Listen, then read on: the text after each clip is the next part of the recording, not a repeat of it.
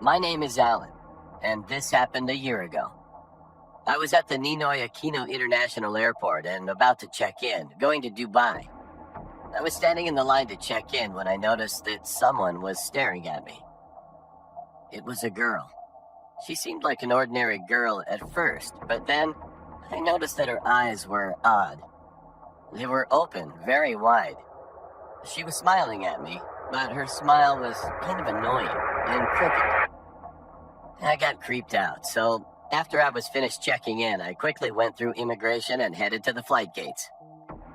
Before going to the gates, I stopped at the restroom, and while I was urinating there, I could hear someone faintly whispering outside.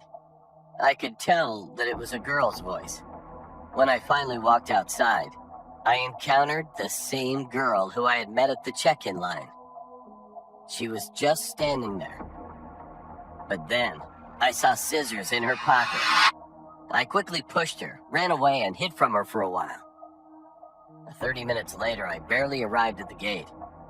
And guess who arrived at the gate? Right, the same girl was there again. She was literally stalking me the whole time.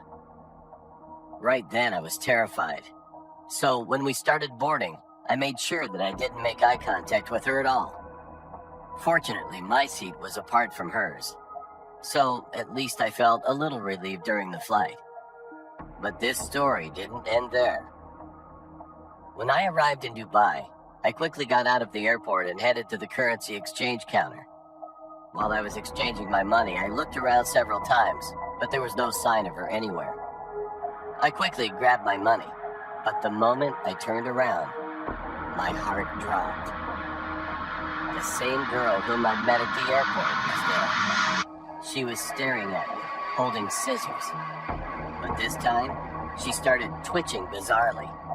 Her smile became bigger and even scarier, and she was walking toward me, closer and closer. It was almost 2 a.m., and there was nobody else around in that area. I had no choice but to run, so I dashed quickly away and started searching for a taxi to get to the train station. Just then, I realized that the girl started to speed up to chase after me. Luckily, I narrowly found one taxi, and when I got in, it was a sigh of relief. When I glanced out the back window, the girl was standing there and was staring straight into my eyes. After 2 weeks, I went back to Manila.